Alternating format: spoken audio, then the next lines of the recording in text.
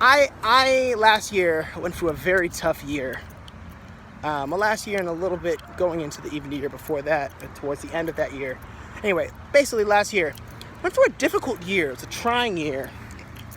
And one of the things that got me through last year were these glasses. And I would wear these glasses. They're 3D glasses and they don't have lenses. And I would remind myself through wearing these that there were some things that I needed to, that could keep me in perspective that I can't always perceive. And there are things that are happening even in the worst situations that I may not be able to see or pick up on or sense, but that are happening. And it reminded me to continue to look beyond my situation, to reach beyond what at the time I felt was a situation where I was in bondage, where I was trapped. And so I think being able to tap into that possibility, to self-prophecy that into my perspective, even though I couldn't necessarily see that. But I reminded myself with these glasses that there are just some things that no matter what lens you wear, you can't see. And that when I began to frame my thoughts that way, it often brought about the energy that I needed to kind of keep going, to get through that situation. The right frames. Having the right frames is really important. And I was talking to my friend today. We're talking about anxieties and fears and stress, and it made me think of something that I've wanted to share that I haven't, which is when you're looking at stress, there are two different kinds of stress. You know, stress at the core is just an energy. It's energy. And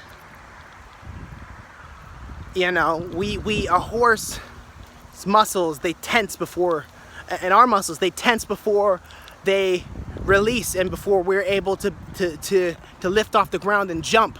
There's a tenseness that happens, there's a stress that happens there, but it's not necessarily bad.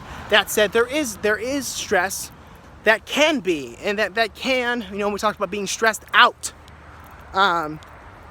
you know, typically that's when there's a stress that is affecting us so deeply that it's making us hard to function, right? It is limiting our ability to live and to function in our daily lives. When we look at stress, there are two kinds. You have distress and you have eustress. And distress is that negative stress. Distress is that kind of stress that can cause us to dismiss life sometimes. That it can make us feel dismissed. To feel like we can't move. Like we can't prove. Like there's nothing that we can do to keep going. You know, distress can be a deeply paralyzing feeling, right? But, you know, sometimes, you know, it could shock you, like if you were to be shocked by electricity. But as we know, electricity is also a power source. The other side of stress is eustress, and that's where that electricity that could paralyze us becomes a power source and can empower us forth. Eustress is the psychological term that means essentially, you know, something that is positive and constructive, a tension, a pressure that produces a positivity. It's like the kind of pressure that makes a diamond. And the difference between distress and eustress is emphasis. It's in which one we stress. And typically when we stress something, we stop there. You know, it's like if you were to stop to point out something. You know, we were walking right now, you saw something beautiful and you were stopped to point it out. So, oh, look at that over there. Same way, if you were to see something horrendous, something awful occurring over there, maybe you stop to point that out and you say, yo, look over there, right? Typically, the things that we stress the most is the things that are most likely to stop us. Whether it's to stop us to see something beautiful or something to see positive. And so,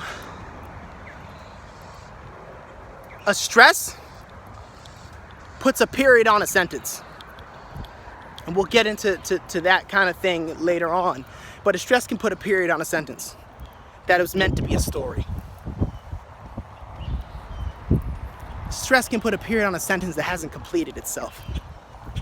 A stress can put the emphasis of a stress and the emphasis of distress in particular can stop you from going forth to where you're supposed to go towards and to where you want to go and to who you want to be.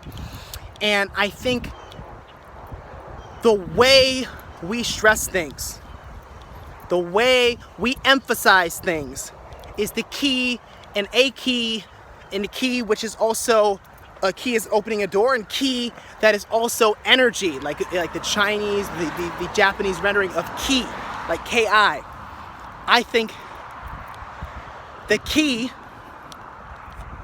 to stress, I think stress is the key to narration. That's what I was trying to say. Lost my train of thought for a second. Like, stress is the key to narration.